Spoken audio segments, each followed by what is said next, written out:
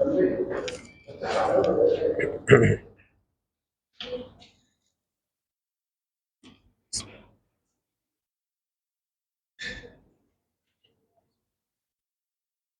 علیکم ورحمۃ اللہ وبرکاتہ۔ ان الحمد للہ نحمده ونستعینه ونستغفره ونعوذ باللہ من شرور انفسنا ومن سیئات اعمالنا من يهده اللہ فلا مضل له ومن يضلل فلا هادی له واشهد ان لا الہ الا اللہ وحدہ لا شریک له واشهد ان محمدا عبده ورسوله اما بعد فان خیر الحدیث کتاب اللہ وخیر الهدی هدی محمد صلی اللہ علیہ وسلم وشر الامور محدثاتها وكل محدثة بدعة وكل بدعة ضلالة وكل ضلالة في النار۔ محترم حاضرین، سامعین و عزیز طلبہ، اللہ کا فضل اور اس کا احسان ہے کہ سیرت النبی صلی اللہ علیہ وسلم کے اس کورس کا آج دوسرا دن ہے اور ہم اور آپ اس میں جمع اور اکٹھا ہیں۔ اللہ رب العالمین ہم سب کے مل بیٹھنے کو قبول فرمائے۔ علم دین اور علم نافع جو نبی صلی اللہ علیہ وسلم کے زندگی کے حالات کے تعلق سے ہیں، ہمیں اور آپ کو حاصل کرنے کی توفیق عطا فرمائے۔ کل غزوہ بدر کے تعلق سے ہم لوگوں کی گفتگو چل رہی تھی اور سوال نمبر 65 پر آ کر کے بات رک گئی تھی۔ چلیے کوسچن نمبر 66، بسم اللہ۔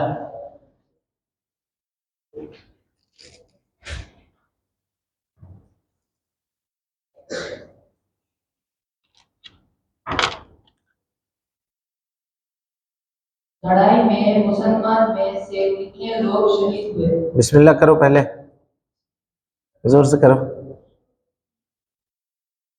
لڑائی میں مسلمان میں سے کتنے لوگ شہید ہوئے؟ ہاں، اس لڑائی میں 14 مسلمان شہید ہوئے، 6 مجاہر اور 8 انصار۔ 6 مہاجر اور 8 انصار، یعنی پوری لڑائی جو ہوئی جنگ بدر، اس میں 14 مسلمان شہید ہوئے اور 14 مسلمانوں میں سے 6 مہاجر تھے اور 8 لوگ انصار کے تھے۔ چلیے جنگ میں ابلیس بھی شریک تھا؟ ہاں جی ہاں، اس جنگ میں مشرکین کے مدد کے لیے سراقہ بن مالک کی شکل میں ابلیس بھی شریک تھا۔ جب اس نے فرشتوں کو دیکھا تو بھاگ کر باہر ہی احمر میں جا کودا۔ ہاں، کیا اس لڑائی میں ابلیس بھی پارٹیسپینٹ کر رہا تھا؟ کیا ابلیس کون؟ شیطان، ٹھیک ہے۔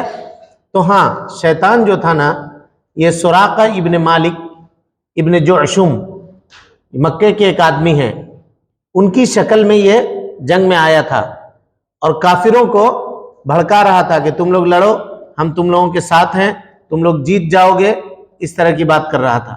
لیکن جب فرشتے نازل ہونے لگے تو فرشتوں کو دیکھ کر کے ڈر کے مارے وہ سمندر میں جا کر کے کود گیا اور بھاگ گیا وہاں سے۔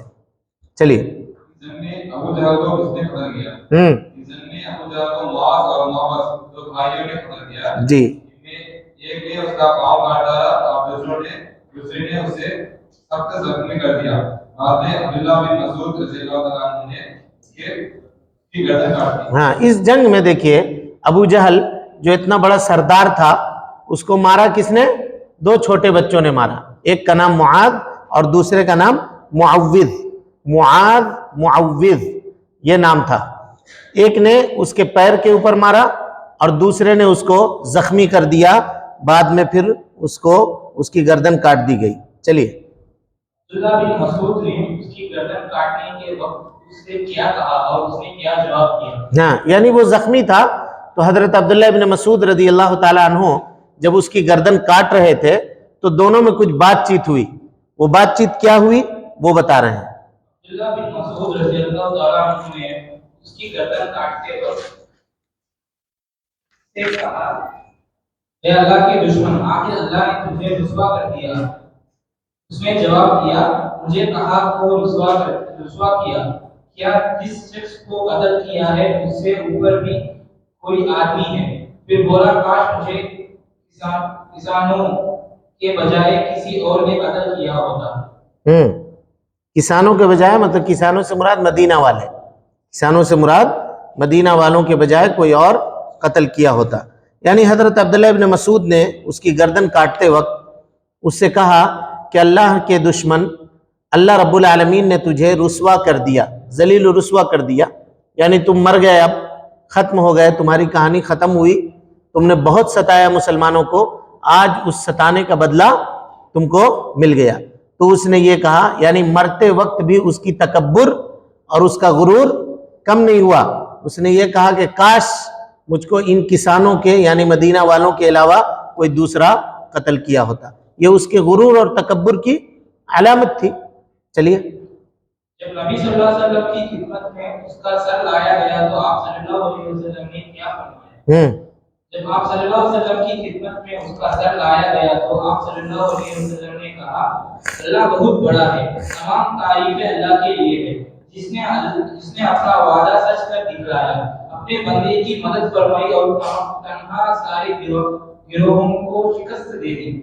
شکست دے دی. جب اللہ کے نبی صلی اللہ علیہ وسلم کے پاس ابو جہل کا کٹا ہوا سر لایا گیا تو اللہ کے نبی صلی اللہ علیہ وسلم نے اللہ کی تعریف بیان کی. کیا کی؟ تعریف بیان کی. اور تعریف کیسے بیان کیا؟ کہا اللہ اکبر. کیا کہا؟ اللہ اکبر. اللہ سب سے بڑا ہے کا مطلب کیا ہے؟ اللہ اکبر. اور اس کے بعد کہا لا الہ الا اللہ وحدہ نصر عبدہ انجز وعدہ وہزم الاحزاب وحدہ. اسی کا ترجمہ ہے یہ. تو پتہ یہ چلا کہ کوئی خوشی اگر کسی کو حاصل ہو زندگی میں تو ہم لوگ کیا کرتے ہیں؟ ہرے، خوشی ملنے سے یہ چلاتے ہیں کہ نہیں چلاتے ہیں؟ ایسا اسلامی شیوا نہیں ہے. خوشی ملنے کے وقت اچھل کود کرنا، سیٹی بجانا، تالی بجانا، ہے نا، کلیپس کرنا، یہ سب کیا ہے؟ اسلامی تعلیمات نہیں ہے. بلکہ خوشی ملنے پر کیا کرنا چاہیے؟ اللہ اکبر الحمدللہ یہ پڑھنا چاہیے. سمجھ رہے ہیں؟ اللہ کی تعریف ہر حال میں کرنا چاہیے. جب کوئی مصیبت کی خبر ملے تو کیا کرنا چاہیے؟ ہاں بولیے. انا للہ و انا الیہ راجعون پڑھنی چاہیے. یاد رکھیے اس کو. کوئی مصیبت کی، غم کی، پریشانی کی خبر ملے تو انا للہ و انا الیہ راجعون پڑھنی چاہیے. اور جب کوئی خوشی ملے تو کہنا چاہیے اللہ اکبر الحمدللہ، اللہ سب سے بڑا ہے اور تمام تعریف اللہ رب العالمین کے لیے. یہ اسلامی تعلیمات ہیں. تو اللہ کے نبی صلی اللہ علیہ وسلم نے یہ دعا پڑھی جب آپ صلی اللہ علیہ وسلم کو خوشی ملی. اس سے بڑی خوشی اور کیا ہو سکتی تھی کہ نبی صلی اللہ علیہ وسلم اور صحابہ کرام کے سب سے بڑے دشمن کا خاتمہ ہو گیا تھا. چلیے. آپ صلی اللہ علیہ وسلم جب نے کامیابی کی خوشخبری مدینہ پہنچنے کے لیے کن لوگوں کو بھیجا؟ ہاں، آپ صلی اللہ علیہ وسلم نے اس جنگ میں کامیابی کی خوشخبری مدینہ تک پہنچانے کے لیے کن لوگوں کو بھیجا؟ اب ظاہر ہے کل بھی بات ہو چکی تھی کہ کوئی موبائل کا زمانہ تو تھا نہیں، واٹس ایپ تو تھا نہیں کہ اسٹیٹس لگا دیتے پھٹ سا، سمجھ گئے، سارے لوگوں کو خبر ہو جاتی. ایسا نہیں تھا. کسی کو بھیج کر کے وہاں خبر دینی تھی. تو اللہ کے نبی صلی اللہ علیہ وسلم نے کن لوگوں کو روانہ کیا کہ جا کے مدینہ میں خبر بھیجیں؟ آپ صلی اللہ علیہ وسلم نے کامیابی کی خوشخبری مدینہ پہنچانے کے لیے عبداللہ بن رواح رضی اللہ عنہ اور زید بن حارثہ رضی اللہ عنہ کو بھیجا. ہاں، یہ دو صحابی حضرت عبداللہ ابن رواحہ اور حضرت زید ابن حارثہ رضی اللہ عنہ کو مدینہ میں خوشخبری دینے کے لیے اللہ کے نبی صلی اللہ علیہ وسلم نے روانہ کیا. چلیے.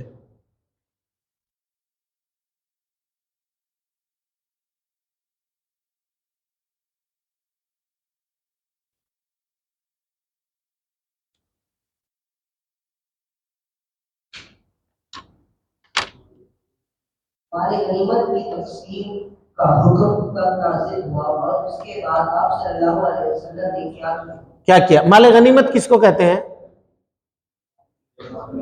ہاں، جب مسلمانوں میں اور کافروں میں جنگ ہوتی ہے نا، تو مسلمانوں کے جیت کے بعد جو مال کافروں کا حاصل ہوتا ہے نا، اس مال کو کیا کہتے ہیں؟ مال غنیمت۔ تو اس جنگ میں مال غنیمت ملی تھی کہ نہیں ملی تھی؟ کیونکہ مسلمانوں کی جیت ہوئی تھی کافروں کے مقابلے میں، تو وہ مال جو ملا اس مال کا کیا کرنا چاہیے؟ یعنی کافر لوگ جو مال چھوڑ کر گئے، جو سامان چھوڑ کر گئے، اس میں کپڑے بھی تھے، اس میں کچھ زیورات بھی تھے، اس میں کچھ کیش بھی تھے، ہے نا، کچھ سامان بھی تھے، اس کا کیا کیا جائے گا اس مال غنیمت کا، اس کے بارے میں بات ہوئی۔ چلیے، مال غنیمت کی تقسیم کا حکم بدر سے واپسی میں وادی صفرا کے قریب منزل ہوا کہ اس کے بعد آپ صلی اللہ علیہ وسلم نے خمس نکال کر خفیہ مال لانے والوں میں تقسیم کر دیا۔ دیکھیے، جب اللہ کے نبی صلی اللہ علیہ وسلم بدر سے واپس ہو رہے تھے مدینہ منورہ کی طرف، تو راستے میں وادی صفرا نام کا ایک جگہ ہے، اس جگہ پر غنیمت کے مال کا تقسیم کس طرح سے کیا جائے گا یہ نازل ہوا۔ تو کس طرح سے تقسیم ہوگا؟ غنیمت کا جتنا مال ہوگا سارے مال کو اکٹھا کیا جائے گا اور اس کو 5 حصے میں بانٹا جائے گا۔ کتنا حصہ؟ 5 حصہ۔ ایک حصہ جو ہوگا وہ اللہ اور اس کے رسول کا ہوگا، ٹھیک ہے، اور باقی 4 حصہ مجاہدین کے درمیان تقسیم ہوگا۔ اسی کو کہا خمس نکال کے، خمسہ کہتے ہیں کتنے کو؟ 5 کو، اور خمس مانے 5واں حصہ۔ تو پورے مال کو اکٹھا کر کے 5 حصے میں تقسیم کیا اور ایک حصہ اللہ اور اس کے رسول کے لیے رکھ کر کے باقی 4 حصہ مجاہدین میں تقسیم کر دیا۔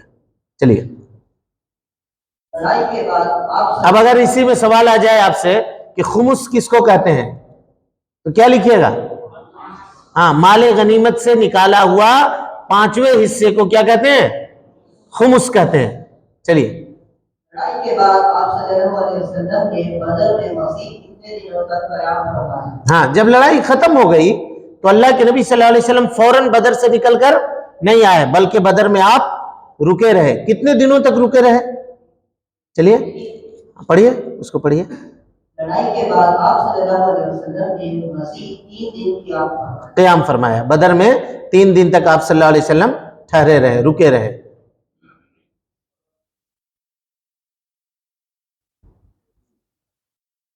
مدینے کی طرف واپس کے راستے میں آپ صلی اللہ علیہ وسلم نے کن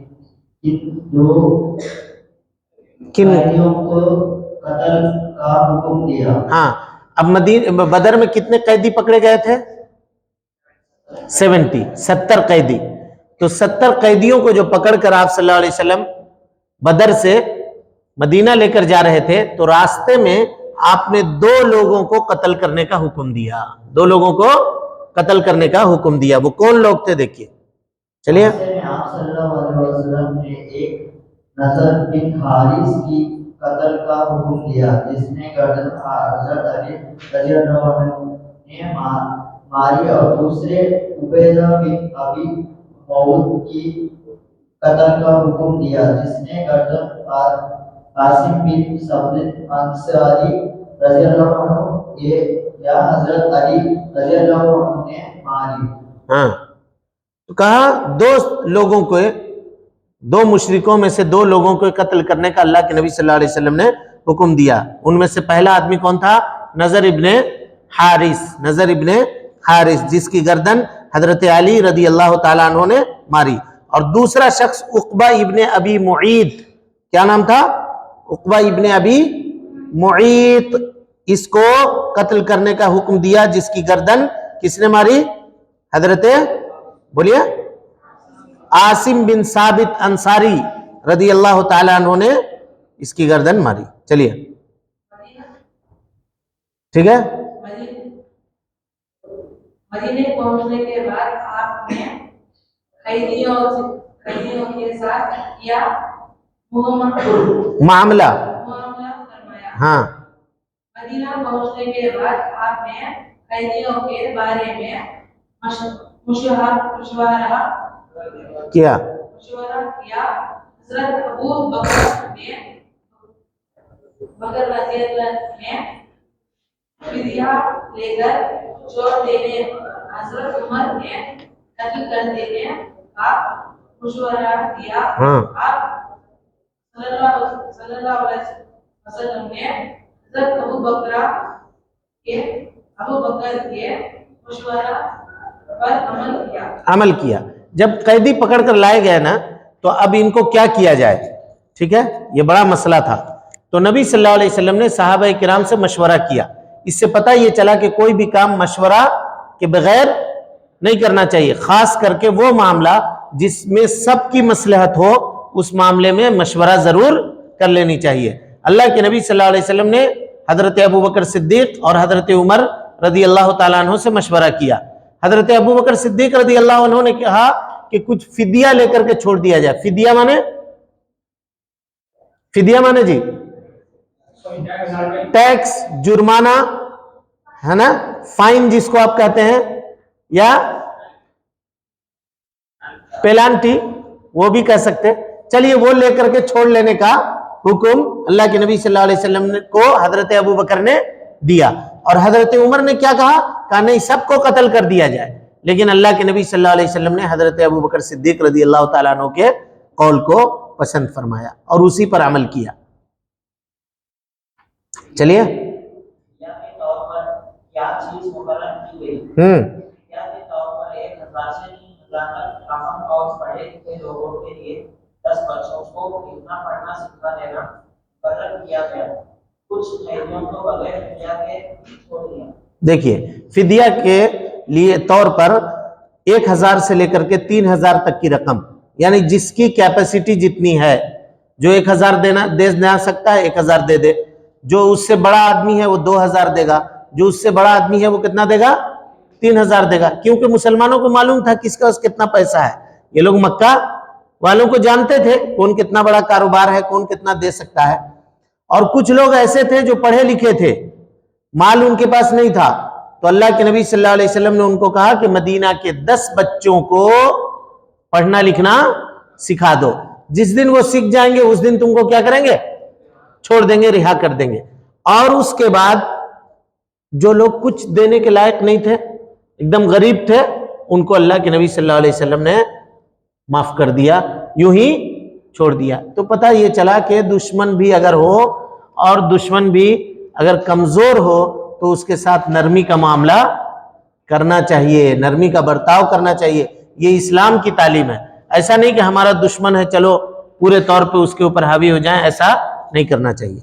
चलिए, कैदियों में आपके दामाद अबुल आस भी थे। उनके फिदिया में जो माल उनकी बीवी हजरत ज़ैनब रज़ियल्लाहु अन्हा ने भेजा, उसमें एक हार भी था जो हजरत खदीजा रज़ियल्लाहु अन्हा ने उनको दिया था। नबी सल्लल्लाहु अलैहि वसल्लम ने इस हार को देखा तो आपकी क्या कैफियत हुई और आपने क्या फरमाया? हाँ देखिए जी, जो कैदी पकड़े गए थे ना, उनमें से अल्लाह के नबी जनाब मोहम्मद रसूलुल्लाह सल्लल्लाहु अलैहि वसल्लम के दामाद अबुल आस इब्न रबीअ भी थे। ये नबी सल्लल्लाहु अलैहि वसल्लम के दामाद थे और हजरत ज़ैनब के शौहर थे।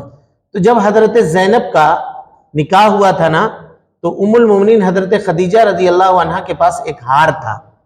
वो हार उन्होंने अपनी बेटी को तोहफे में दिया था। अब जब पकड़े गए अबुल आस, तो हजरत ज़ैनब के पास कुछ भी पैसा माल नहीं था। उन्होंने क्या किया, वो हार निकाल करके जो आदमी पैसा लेकर के जा रहा था वहां मदीना में जमा करने के लिए उनको दिया। जब अल्लाह के नबी सल्लल्लाहु अलैहि वसल्लम ने उस हार को देखा तो आप सल्लल्लाहु अलैहि वसल्लम को अपनी अहलिया हजरत खदीजा रज़ी अल्लाह अन्हा की याद आ गई कि ये हमारी बीवी का हार है और हमारी बेटी ने हमारे दामाद को छुड़ाने के लिए ये चीज भेजा है। चलिए, रिक्कत तारी हो गई, रिक्कत तारी हो गई माने रोने लगे आप।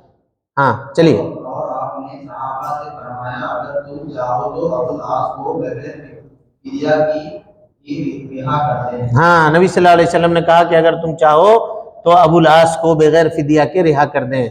अल्लाह के नबी सल्लल्लाहु अलैहि वसल्लम खुद से छोड़ सकते थे, लेकिन आपने खुद से نہیں چھوڑا بلکہ صحابہ سے مشورہ کیا. چلیے. جب صحابہ نے یہ بات منظور کر دی تو پھر ابو العاص کو کس شرط پر رہا کیا گیا؟ صحابہ کی منظوری کے بعد ابو العاص کو اس شرط پر رہا کیا گیا کہ وہ زینب کو مدینہ آنے کے لیے چھوڑ دیں گے. ابو العاص کو جب صحابہ نے منظور کر لیا کہ اللہ کے نبی ان کو چھوڑ دیجئے تو اللہ کے نبی صلی اللہ علیہ وسلم نے یہ شرط لگائی, ہم تم کو چھوڑ تو دے رہے ہیں لیکن تم مکہ جا کر کے میری بیٹی کو مدینہ بھیج دینا, اب وہ تمہارے ساتھ نہیں رہے گی, اس کو تم مدینہ واپس کر دینا. چلیے. بدر کے بعد مکہ کے جن لوگوں نے آپ صلی اللہ علیہ وسلم کے قتل کی سازش کی اور اس کا کیا انجام ہوا؟ ہاں, اب جب مکہ والے لوٹے تو ان کو بڑا تکلیف تھا, ہمارے بڑے بڑے سردار بڑے بڑے لوگ مارے گئے, تو ان لوگوں نے کیا کیا, ایک چال چل کر کے مدینہ میں کسی طرح چھپ چھپا کر جا کر اللہ کے نبی صلی اللہ علیہ وسلم کو مارنے کی سازش ان لوگوں نے کی. اس کا کیا انجام ہوا دیکھیے. چلیے. بدر کے بعد عمیر بن وہب اور صفوان بن امیہ نے آپ صلی اللہ علیہ وسلم کے قتل کی سازش کی اور اس مقصد کے لیے عمیر مدینہ آیا لیکن اسے پکڑ لیا گیا, اور جب آپ صلی اللہ علیہ وسلم نے اسے اس کی سازش کے بارے میں بتایا تو وہ مسلمان ہو گیا. دیکھیے, عمیر ابن وہب اور صفوان ابن امیہ یہ دونوں کے دونوں خانہ کعبہ میں بیٹھے ہوئے تھے جنگ بدر کے بعد. کہاں بیٹھے ہوئے تھے؟ خانہ کعبہ میں. صفوان ابن امیہ نے عمیر ابن وہب سے کہا کہ کاش کوئی آدمی جا کر کے محمد صلی اللہ علیہ وسلم کو قتل کر دیتا. عمیر ابن وہب نے کہا کہ میں قتل کر دوں گا, لیکن اگر میرے اوپر بہت قرضہ ہے, میں بہت لوگوں کا پیسہ لیا ہوا ہوں, اگر کوئی آدمی وہ قرضہ ادا کر دے اور میرے بال بچوں کے دیکھنے کی ذمہ داری لے لے کہ ان کی دیکھ بھال کرے گا, اگر یہ ذمہ داری لے لے تو میں جا کر کے مدینہ کیا کروں گا, قتل کر دوں گا. صفوان ابن امیہ نے کیا کہا کہ ہاں میں ذمہ داری لیتا ہوں, میں تمہارا سارا قرضہ ادا کر دوں گا اور تمہارے بال بچوں کا کھانا خرچہ بھی میرے ذمہ ہے. یہ کہا کر کے وہب کو بھیج دیا ہے نا, عمیر بن وہب کو بھیجا. اللہ کے نبی صلی اللہ علیہ وسلم نے جب عمیر ابن وہب کو دیکھا تو آپ نے بلایا اور بلا کر کے کہا تم نے اور صفوان ابن امیہ نے خانہ کعبہ کے پاس بیٹھ کر کے کیا بات کی تھی؟ جب وہب نے یہ دیکھا, عمیر ابن وہب نے, کہ صرف ہم لوگ 2 آدمی بات کر رہے تھے, تیسرا کوئی بھی نہیں تھا, ان کو کیسے پتا چلا؟ تعجب کیا. تب وہ سمجھ گیا کہ نہیں, یہ ضرور اللہ کے رسول ہیں, اور وہ ایمان لے آیا. چلیے.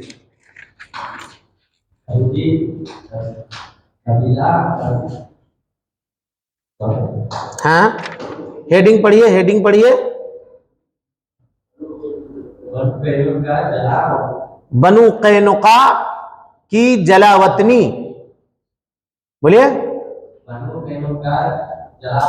کی جلاوطنی کہتے ہیں جی دیش نکالا دینے کو, گاؤں سے بھگا دینے کو, ہے نا. جیسے کوئی آدمی آپ کے وجے واڑہ میں ہے, مثال کے طور پہ آپ نے اس کو سزا کے طور پہ کیا کہا کہ وجے واڑہ میں تم کو رہنے کی اجازت نہیں ہے, یہاں سے جاؤ, تم کہیں جا کر کے رہو, گنٹور جا کے رہو, کہیں اور جگہ جا کر کے رہو, لیکن وجے واڑہ میں نہیں رہ سکتے. اسی کو کیا کہتے ہیں؟ جلا وطنی. جلا کے معنی بھگا دینا, اور وطن معنی وطن سے بھگا دینا. چلیے. یہودی قبیلہ بنو قینقاع سے لڑائی کب پیش کیا اور کیوں؟ دیکھیے ایک منٹ, مدینہ میں نا یہودیوں کے 3 مشہور قبیلے تھے. کتنے؟ 3 مشہور قبیلے تھے. ایک کا نام تھا بنو قینقاع, ایک کا نام تھا بنو نذیر, اور ایک کا نام تھا بنو قریظہ. ٹھیک ہے, یہ 3 قبیلہ تھا. یہ پہلا قبیلہ ہے بنو قینقاع, جس سے مسلمانوں کی لڑائی ہوئی. کیوں ہوئی, کب ہوئی, وہ بتا رہے ہیں. چلیے پڑھیے.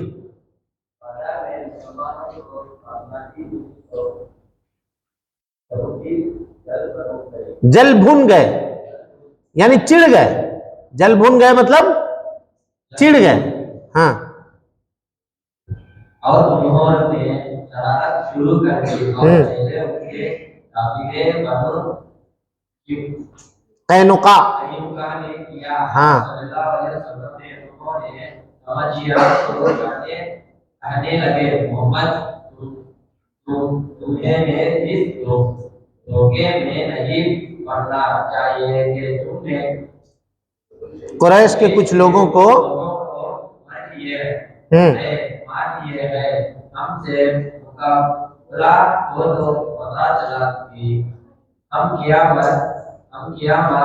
مرد ہیں مرد آپ صلی اللہ علیہ وسلم نے اس پر صبر کیا لیکن ایک دن بازار میں ان میں ایک یہودی کے ایک مسلمانوں کے عورت کو برہنہ کر دیا جس سے ایک مسلمانوں نے اس قتل کر دیا اور جواب میں مسلمانوں کو بھی قتل کر دیا گیا تو آپ صلی اللہ علیہ وسلم نے ان کا گراؤ کیا یہ شوال روز ہجری کی بات ہے. دیکھیے جی کل ہم لوگ یہ بات پڑھ چکے ہیں کہ اللہ کے نبی صلی اللہ علیہ وسلم جب مدینہ تشریف لائے تو 3 کام کیا تھا. 3 کام میں سے ایک کام کیا تھا؟ مدینہ کے یہودیوں سے کیا کیا تھا؟ آپ نے معاہدہ کیا تھا. معاہدہ میں کیا تھا؟ ہم لوگ امن سے رہیں گے. اور کیا تھا بولیے؟ باہر سے جو آئے گا اس کا مل کر کے مقابلہ کریں گے اور دھوکہ وغیرہ کا معاملہ آپس میں نہیں کریں گے. لیکن یہ قبیلہ بنو قینقاع جو تھا اس نے دھوکہ شروع کر دیا. بات اصل یہ ہوئی کہ جب مسلمان جنگ بدر میں جیت گئے نا تو یہودی جو ہوتے ہیں نا چھوٹے دل کے لوگ ہوتے ہیں. یہ الگ بات ہے کہ ہم لوگ سمجھتے ہیں کہ وہ لوگ بہت انٹلیکچول ہیں, بہت وہ لوگ زندگی جینے والے ہیں. نہیں, بہت گھٹیا لوگ ہوتے ہیں یہودی. خاص طور پہ وہ مسلمانوں کی خوشی کبھی بھی برداشت نہیں کر سکتے. تو ان لوگوں نے صحابہ کو یہ تانا دیا رہے تم مکہ والوں سے جیت گئے تو اپنے آپ کو کیا سمجھ رہے ہو؟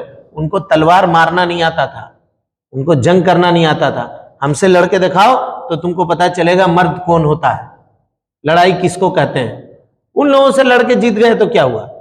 یہ تانا دیتے تھے. لیکن اللہ کے نبی صلی اللہ علیہ وسلم سن کر کے صحابہ کو کہتے تھے چپ رہو, کوئی جواب مت دینا. اسی درمیان میں ایک مسلمان عورت بازار گئی. قینقاع کیا تھا؟ بازار تھا. کیوں؟ اس کی دلیل کیا ہے قینقاع بازار تھا؟ کل قینقاع کا نام گزرا ہے. کہاں پہ گزرا ہے بولیے جلدی؟ عبد الرحمن ابن عوف کو کون سا بازار دکھایا گیا تھا؟ قینقاع کا. ایسے ہی یاد کیجئے گا قینقاع کا. تو قینقاع بازار میں گئی سامان خریدنے کے لیے. وہ عورت بیٹھ کر کے سامان خرید رہی تھی. ایک یہودی آ کر کے ان کا کپڑا پیچھے سے لے کے ان کے سر کے اوپر باندھ دیا. اب جیسے عورت سامان خرید کے اٹھی پیچھے سے کیا ہوا؟ کپڑا اوپر اٹھ گیا. اب سارے یہودی دکاندار جو تھے وہ تالی مار مار کر کے ہنسنے لگے. وہاں ایک مسلمان آدمی صحابی کھڑے تھے, انہوں نے یہ دیکھا تو ان کو برداشت نہیں ہوا. جس نے ایسا کام کیا تھا انہوں نے اس کو کیا کیا؟ قتل کر دیا. اب یہاں سے لڑائی بھڑک گئی. یہ معاملہ کب کا ہے؟ شوال سن 2 ہجری کا ہے. غزوہ بدر کب ہوا تھا بولیے پھٹ سے جلدی بولیے؟ 17 رمضان 2 ہجری. اور شوال رمضان کے بعد کا جو مہینہ ہوتا ہے وہ کون سا مہینہ ہوتا ہے؟ شوال کا مہینہ ہوتا ہے. ابھی یاد ٹھیک ہے؟ اگر اس طرح سے یاد رکھیے گا تو یہ ذہن میں بیٹھ جائے گا. 17 رمضان سن 2 ہجری میں غزوہ بدر پیش ہوا. اس کے بعد اللہ کے نبی صلی اللہ علیہ وسلم وہاں سے بدر سے واپس آئے. رمضان کے بعد دوسرا مہینہ جو ہوتا ہے, جو عید کا مہینہ, جو 2 دن پہلے ابھی ختم ہوا ہے, شوال کا مہینہ جس میں نفل روزہ رکھا جاتا ہے, تو اس مہینے میں کیا ہوا؟ یہ قینقاع کا یہ معاملہ پیش آیا. چلیے یہ معاشرہ کتنے دن تک جاری رہا اور کیسے ختم ہوا؟ یہ معاشرہ 15 دن تک جاری رہا. پھر انہوں نے ہتھیار ڈال دیا اور رسول اللہ صلی اللہ علیہ وسلم نے انہیں شام کے علاقے کی طرف جانا وطن کر دیا. جان تو دنوں بعد ان میں سے اکثر لوگ مر گئے. محاصرہ کس کو کہتے ہیں؟ محاصرہ کہتے ہیں پہلے زمانے میں لوگ کہاں رہتے تھے؟ قلعہ میں رہتے تھے. قلعہ بنا کر کے, آپ لوگ فورٹ جس کو کہتے ہیں دیکھے ہوں گے, لال قلعہ, اور دوسرے جس کی چاروں طرف بڑی بڑی کیا ہوتی ہے؟ دیوار ہوتی ہے. تو پہلے زمانے میں جو گاؤں ہوا کرتے تھے نا, گاؤں کے چاروں طرف کیا ہوتا تھا؟ دیوار ہوتا تھا. اور گاؤں میں داخل ہونے کا ایک دروازہ ہوتا تھا, نکلنے کا ایک دروازہ ہوتا تھا, وہاں پہ سپاہی بیٹھتا تھا. ہر آدمی کو گاؤں میں داخل ہونے کی اجازت نہیں ہوتی تھی. یہ سب دیکھیں ہیں کہ نہیں دیکھیں ہیں؟ یعنی دیکھا تو نہیں ہوگا, پڑھا ہوگا آپ لوگوں نے, یا کہیں اور کسی سیریل وغیرہ میں, کسی پکچر وغیرہ میں دیکھا ہوگا. ہاں جی, دیکھا ہے نہیں دیکھا ہے؟ ہاں, ہوتا تھا اس طرح سے. ٹھیک ہے, ہسٹوریکل چیز ہے, ان چیزوں کو جاننا چاہیے. تو یہ لوگ کیا ہوا نا, جب بنو قینقاع سے لڑائی ہوئی تو بنو قینقاع کے لوگ اپنے گھر میں گھس کر کے, اپنے شہر میں گھس کر کے دروازہ بند کر لیتے ہیں, کسی کو اندر آنے کی اجازت نہیں ہے. اللہ کے نبی صلی اللہ علیہ وسلم نے کیا کیا, ان کو چاروں طرف سے گھیرے میں لے لیا. اب جب ایک آدمی شہر میں رہے گا تو کتنے دن تک رہے گا؟ کھانے پینے کا اسٹاک ختم ہوگا کہ نہیں ہوگا؟ پانی کے لیے باہر نکلنا پڑے گا کہ نہیں؟ سبزی کے لیے, دوا کے لیے اور دوسری چیزوں کے لیے نکلنا پڑے گا کہ نہیں پڑے گا؟ تو جب اس کو باہر سے گھیر لیا جاتا تھا, اسی کو کہا جاتا تھا محاصرہ. کیا کہا جاتا تھا؟ محاصرہ. تو اللہ کے نبی صلی اللہ علیہ وسلم نے ان کا محاصرہ کیا. محاصرہ کرنے کے بعد وہ لوگ جب مجبور ہو گئے تو ان لوگوں نے ہتھیار ڈال دیا, سرنڈر کر دیا. ہتھیار ڈال دیا مطلب سرنڈر کر دیا, معافی مانگ لیا, کہا ہم لڑائی نہیں لڑنا چاہتے. اللہ کے نبی صلی اللہ علیہ وسلم نے ان کو کیا کیا, ملک شام کی طرف جلا وطن کر دیا. کہا تم لوگ دھوکے باز ہو اور دھوکے باز لوگ ہمارے ساتھ رہنے کے لائق نہیں ہو, مدینہ چھوڑ کر کے باہر نکل جاؤ. وہ ان لوگوں کو مدینہ سے بھگا دیا گیا. چلیے, سویق کیا ہے؟ سویق, سویق کس کو کہتے ہیں؟ سویق کہتے ہیں ستو کو. ستو جانتے ہیں؟ ستو چنا جو ہوتا ہے نا, چنے کو پیسا جاتا ہے. چنے کو پہلے بھون کے اس کے بعد اس کو پیس دیا جاتا ہے, آٹا کی طرح ہو جاتا ہے. ٹھیک ہے, پہلے زمانے میں لوگ اس کو بہت کھاتے تھے, آج بھی بہت کھایا جاتا ہے. نارتھ کے علاقے میں کھایا جاتا ہے, ادھر ساؤتھ میں اس کا رواج تھوڑا کم ہے. تو اس پہ کیا کرتے ہیں, سفر وغیرہ میں لے کر جاتے ہیں. کوئی روٹی ووٹی بنانے کا چکر نہیں, اس کو آٹا نکالا, اس پہ پانی ڈالا, نمک ملایا یا شکر ملایا اور اس کے بعد اس کو ویسے ہی کھا لیا. سویق, اس کو عربی میں کیا کہتے ہیں؟ سویق. چلیے, بدر کے بعد ابو سفیان نے نظر مانی کی کہ جب تک وہ مسلمانوں سے بدلہ نہیں لیں گے غسل نہیں کریں گے. اسی نظر کی تعمیل کے لیے وہ 2000 سواروں کے ساتھ آئے اور مدینے کے قریب عریس نامی مقام پر چپا مار کر جلول کے کچھ کھجور کے درخت کاٹ کر اور جلا کر اور 2 آدمیوں کو قتل کر کے بھاگ نکلا. آپ کو جب اس کے بارے میں معلوم ہوا تو آپ نے اس کا پیچھا کیا, لیکن وہ ہاتھ نہ آیا. وہ اپنا بوجھ ہلکا کرنے کے لیے راستے میں ستو گراتا گیا تھا. اس لیے اس واقعے کو غزوہ سویق کہتے ہیں. سویق کا معنی ہے ستو. ستو, سمجھ گئے؟ ستو کیسے بنتا ہے ہم آپ کو بتا دیے, اس کو کس طرح سے بنتا ہے. بہرحال جب بدر سے واپس گیا نا تو ابو سفیان نے یہ نظر مان لی کہ جب تک میں مسلمانوں کو نہیں ماروں گا تب تک میں غسل نہیں کروں گا, پانی نہیں نہاؤں گا. یہ کر لیا. اب اس قسم کو پورا کرنے کے لیے وہ چند لوگوں کو لے کر نکلا اور مدینے سے قریب ایک بستی کے اوپر حملہ کیا, کھجور کے درختوں کو کاٹ دیا, 2 آدمی کو قتل کر دیا.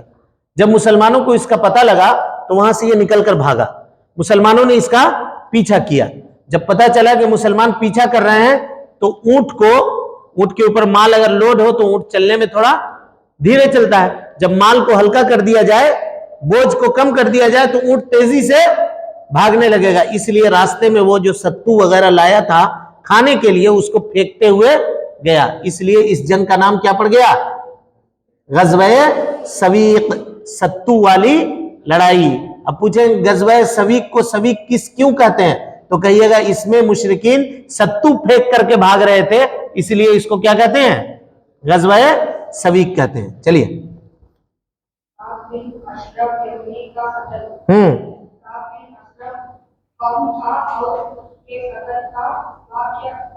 कब पेश आया। काब बिन अशरफ एक मालदार यहूदी शहर था।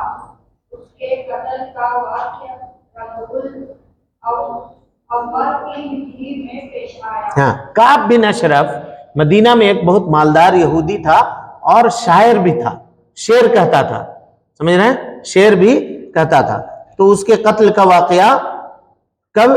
3 हिजरी में पेश आया। चलिए अशरफ का क्यों कत्ल करवाया गया। मुसलमानों का बड़ा दुश्मन था और रसूलुल्लाह सल्लल्लाहु अलैहि वसल्लम और सहाबा रज़ियल्लाहु अन्हुम की बुराइयां करता था। और मुसलमानों औरतों के बारे में क्या अशार करता था। हाँ, दुश्मनों को मुसलमानों को खलीफा खिलाफ भड़काता और उनकी तरफ तारीफ करता। उसकी शरारत यहाँ तक बढ़ी कि वो बाजार की मक्के वालों के पास आया। उन्होंने मुसलमानों के खिलाफा जंग पर उकसाया और कहा कि तुम मुसलमानों से ज्यादा हिदायत की रहा, पर वो उसकी नहीं है। शरारत की वजह से नबी सल्लल्लाहु अलैहि वसल्लम ने उसे कत्ल करने का इरादा फरमाया कि क्यों है जो कौम है जो काब बिन अशरफ से निमटे। देखिए, काब इब्न अशरफ जो था, जैसा कि मैं आपको बता चुका कि यहूदी था, शायर था, मदीने में रहता था, मुसलमानों के खिलाफ शायरी करता था, मुसलमान की औरतों को बुरा भला कहता था, मुसलमान के दुश्मनों को क्या करता था? शेर कह के उनको लड़ाई करने के ऊपर उभारता था। यहां तक कि जब जंगे बदर हो गई तो मक्का जाकर के मक्का वालों को फिर से लड़ाई करने के ऊपर उभार रहा था, कि फिर से चलो तुम उन लोगों से लड़ाई करो। ये सारा काम किसने किया? काब बिन अशरफ किया करता था। अल्लाह के नबी सल्लल्लाहु अलैहि वसल्लम ने फरमाया कि कौन आदमी है जो काब इब्न अशरफ से निपटेगा, इसको कत्ल करेगा। चलिए उसके बाद क्या हुआ देखिए।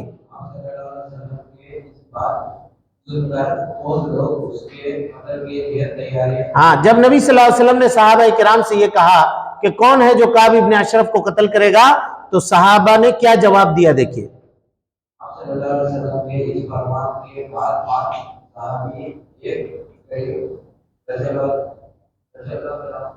सहाबा किराम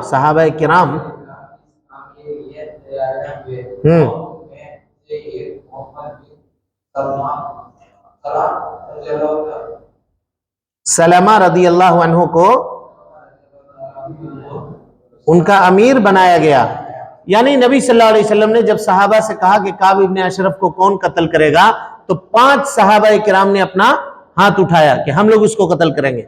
नबी सल्लल्लाहु अलैहि वसल्लम ने उनमें से हजरत किनको? मोहम्मद बिन सलमा को उनका अमीर बनाया। 5 लोगों में से एक को अमीर बनाया। चलिए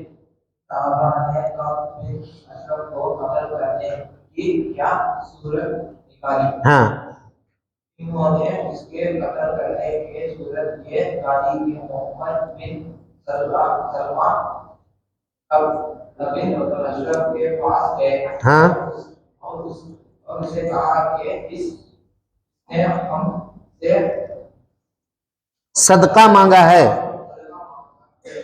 और सच्ची बात यह है, इसने हमें परेशानी में डाल दिया है। ये जंगी चाल है, समझ गए। मुसलमान गए किसके पास? काब इब्न अशरफ के पास, और नबी सल्लल्लाहु अलैहि वसल्लम के ताल्लुक से कुछ बातें कहा कि देखो हम लोग मुसलमान होने का तो हो गए, लेकिन अब मामला ये हुआ कि ये हम लोगों से सदका मांग रहा है, बार बार पैसे का मुतालबा करता है, बार बार पैसा मांगता है, जिसकी वजह से हम लोग परेशान हो गए हैं। ये कहा उन लोगों ने। चलिए उनकी ये बात सुनकर रब ने किया कहा। उसकी ये बात सुनकर कबर बहुत खुश हुआ और कहने लगा, अल्लाह की कसम अभी तुम लोग और भी उकता जाओगे। कहा अभी तो शुरुआत है, देखो ना अभी क्या क्या होता है, अभी तुम लोग और उकता जाओगे। मोहम्मद बिन सलमान रज़ियल्लाहु अन्हु ने उससे क्या कहा? मोहम्मद बिन सलमान रज़ियल्लाहु अन्हु ने फिर काब से कहा कि मुझे कर्ज की तौर पर गेहूं या खजूर चाहिए, हम रहन की तौर पर हदिया देंगे। काब इब्न अशरफ से कहा, क्योंकि ये बड़ा ताजिर था, मालदार था, इसके पास पैसा था, तो कहा कि मुझे कर्ज के तौर पर कुछ गेहूं और कुछ खजूर चाहिए, उसके लिए अगर तुम रहन रखना चाहते हो गिरवी, तो हम अपना हथियार तुम्हारे पास रखने के लिए तैयार हैं। समझ रहे हैं बात को? चलिए फिर आगे क्या मामला पेश आया। फिर दूसरे सहाबी अबू नाइला काब के पास पहुंचे। उन्होंने उससे वही बातें कही जो मोहम्मद बिन सलमान रज़ियल्लाहु अन्हु ने कही थी। ये भी कहा कि मेरे कुछ साथी भी हैं, आप उनको साथ भी यही मुआमला करें और उन पर एहसान करें। यानी जब मोहम्मद बिन सलमा काब बिन अशरफ के पास ये बात कह करके गए, तो फिर दूसरे सहाबी, 5 सहाबी थे, दूसरे सहाबी जो थे अबू नाइला, वो भी गए और उन्होंने भी जाकर के काब बिन अशरफ से यही कहा कि देखो हम लोग मोहम्मद सल्लल्लाहु अलैहि वसल्लम के ऊपर ईमान तो ला चुके हैं, लेकिन बार बार वो पैसे मांगते हैं, सदका व खैरात करने के लिए कहते हैं, हम लोग अब उकता गए हैं उनसे, है ना, आप हमारी कुछ मदद कर दीजिए, हमारे साथ और कुछ लोग हैं, उनकी भी आप मदद कर दीजिए, ये कहा। चलिए क्या काब ने उनकी ये बात मंजूर कर ली? जी हाँ, काब ने उनकी ये बात मंजूर कर ली। जब काब ने उनकी बात मंजूर कर ली तो फिर उन्होंने क्या किया? जब काब ने उनकी बात मंजूर कर ली तो ये 5 सहाबा कराम हथियार के साथ रात के वक्त उसके यहाँ पहुंचे और काब को आवाज दी। वो नीचे आया तो उसके साथ टहलने के लिए चल पड़े। रास्ते में अबू नाइला रज़ियल्लाहु अन्हु ने उसके इधर की तारीफ की और सुनने की इजाजत मांगी। उसने इजाजत दे दी। उन्होंने खुद भी सूंघा और साथियों को भी सर के अंदर हाथ डालकर सुनाया। दोबारा फिर ऐसा ही किया और तीसरी बार उसके सर को अच्छी तरह पकड़कर अपने साथियों से कहा, अल्लाह के दुश्मन को दे दो। फिर तो उस पर कई तलवारें पड़ी, लेकिन कारगर ना साबित हुई। ये देखकर मोहम्मद बिन सलमान रज़ियल्लाहु अन्हु ने अपनी खुदाई उसके पेड़ों पर लगाई और चढ़ बैठे। पूरा आर पार हो गई और उसका काम तमाम हो गया। हो गया जी। अब उसके बाद क्या हुआ, ये सारे के सारे सहाबा पहुंचे रात के वक्त। बात तो पहले से हो गई थी कि हम लोग हथियार क्या करेंगे, गिरवी रखेंगे और उसके बदले में आप हमको गेहूं और खजूर दीजिएगा। हथियार लेकर के उसके घर में पहुंचे। रात के वक्त काब इब्न अशरफ उतरा तो अरब पहले जमाने में खुशबू बहुत इस्तेमाल किया करते थे, आज भी करते हैं, तो वो अपने सर में खुशबू लगाए हुआ था। ये लोग एक साथ टहल रहे थे तो साहबी ने कहा कि तुम्हारे सर का खुशबू बड़ा अच्छा है भाई, एक मरतबा सूंघने दो। तो सूंघने दिया, उंगली डाल करके सर में ऐसा सूंघा, फिर दोबारा सूंघा, फिर तीसरी मरतबा, चौथी मरतबा में जब उसको अच्छे से पकड़ लिया तो कहा कि तुम लोग अब इसको मारो। सारे लोगों ने तलवारें मारी। अब अंधेरा था, सही से उसको लगा नहीं। उसके बाद हजरत अबू नाइला ने क्या किया, अपनी कुदाल उसके पेड़ू पर, पेड़ू किसको कहते हैं, नाफ के नीचे का हिस्सा पेड़ू का, वहां पे कुदाल रख करके उसको दबा दिया, जिससे वो कुदाल आर पार हो गया और वो मर गया, खत्म हो गया। चलिए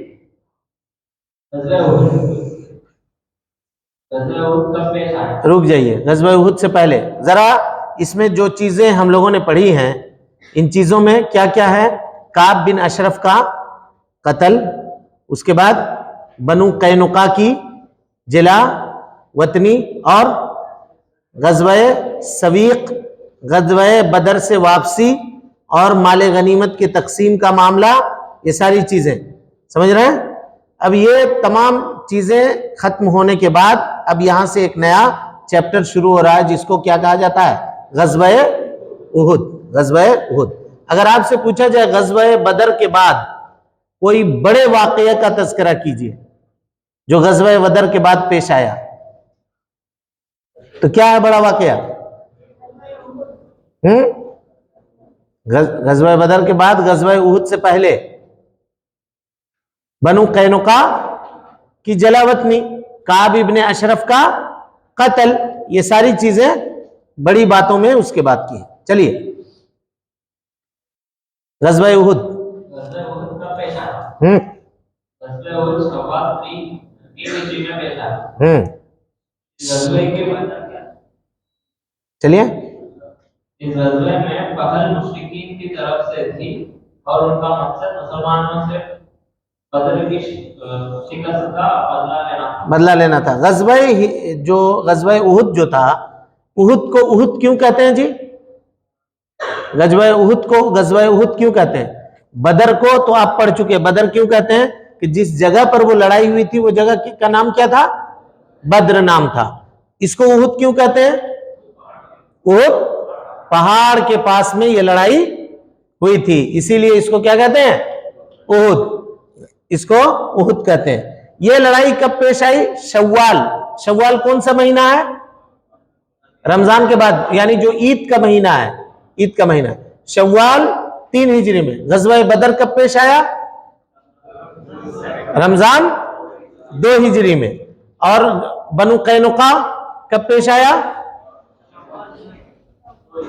شوال 2 ہجری. شوال 2 ہجری. ٹھیک ہے، چلیے. اس غزوے میں مشرکین کی تعداد کتنی تھی؟ اس غزوے میں مشرکین کا لشکر کی تعداد 3000 تھی. ساتھ میں کئی عورتیں بھی تھیں. ہاں، ساتھ میں کئی عورتیں بھی آئی تھیں مشرکین کے ساتھ. عورتیں اس جنگ میں کیوں شریک ہوئی تھی؟ جی، عورتوں کو اس لیے شریک کیا گیا تھا کہ وہ لڑنے والوں کو بھڑکائے اور جنگ کے لیے جوش دلائیں. دیکھیے پہلے زمانے میں مشرکین کے یہاں ایک غور کرنے والی بات ہے ہم لوگوں کے لیے، ذرا غور کیجئے گا اس پر. مشرکین کے یہاں سب سے بڑا اگر کسی کو تانا دینا ہوتا نا تو اس کو یہ کہہ دیا جاتا ہے کہ تم عورت ہو، یہ کہہ دیا جاتا. اس کو سب سے بڑا کیا ہوتا؟ اس کی ایگو کو ٹھیس لگتا اس بات سے. یہ الگ بات ہے کہ آج کل کے زمانے میں جو نوجوان ہیں وہ عورتوں کی مشابہت، عورتوں کی صفت اختیار کرنے میں فخر محسوس کرتے ہیں. بہت سارے لڑکوں کو دیکھیے چین لگائے ہوئے ہیں گلے کے اندر، کوئی بریسلیٹ پہنا ہوا ہے، کوئی کچھ پہنا ہوا ہے، عورتوں کی طرح کپڑا پہنا ہوا ہے، عورتوں کی طرح بال رکھا ہوا ہے. اس میں وہ فخر محسوس کرتا ہے نا. اس زمانے میں معاملہ کیا تھا کہ اور کسی کو یہ تانا اگر دے دیا جاتا کہ تم عورت ہو تو اس کے لیے سب سے بڑی وہ گالی ہوتی تھی. تو اسی لیے مشرکوں نے اپنے ساتھ عورتوں کو لایا تھا. کیوں لایا تھا؟ کہ وہ عورتیں تانا دیتی تھی کہ تم لوگ اگر لڑائی نہیں کر سکتے ہو تو تم لوگ چولہے پہ بیٹھو، ہم جا کر کے تمہارا بدلہ لے کر کے آئیں گے. اور عورتوں کو ساتھ لانے کا ایک مطلب یہ بھی تھا کہ یہ لوگ میدان چھوڑ کر کے بھاگیں گے نہیں، اپنی عورتوں کی حفاظت کرنے کے لیے میدان میں ڈٹ کر کے جم کر کے لڑائی کریں گے. اور جب ان کی ہمت کمزور ہوگی تو ان کی عورتیں کیا کریں گی؟ ان کو انکریج کریں گی، ان کی ہمت کو بڑھائیں گی. اس لیے عورتوں کو ساتھ لے کر کے آئے تھے. چلیے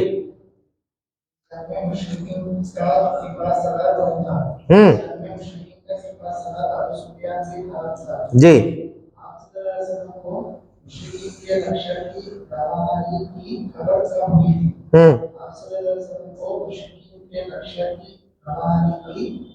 خبر اس کے عروج کے قریب پہنچنے سے ایک ہفتے پہلے مل چکی تھی.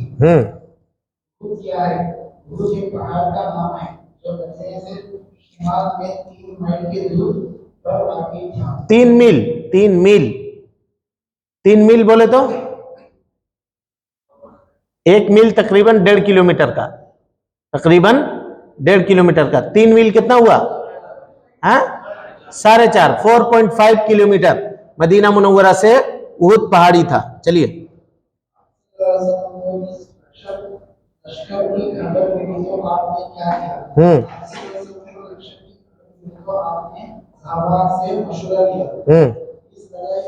देने आप सल्लल्लाहु अलैहि वसल्लम जाती रह किया थी ذاتی رائے. जाती रह किया थी ہاں دیکھیے نبی صلی اللہ علیہ وسلم کو جب خبر ملی کہ مشرکین احد پہ آ رہے ہیں تو اللہ کے نبی صلی اللہ علیہ وسلم نے مشورہ کیا. مشورہ میں ایک رائے نبی صلی اللہ علیہ وسلم کی تھی اور ایک رائے صحابہ کرام کی تھی. تو نبی صلی اللہ علیہ وسلم کی ذاتی رائے کیا تھی؟ آپ صلی اللہ علیہ وسلم کیا کہہ رہے تھے، کیا ایڈوائز دے رہے تھے آپ؟ چلیے. کے سلسلے میں آپ صلی اللہ علیہ وسلم کی ذات ایک تھی کہ مسلمان مدینہ میں رہ کر کافروں کا دفاع کرے مدینہ ہی میں رہ کر کے ہم لوگ کافروں سے لڑائی کریں.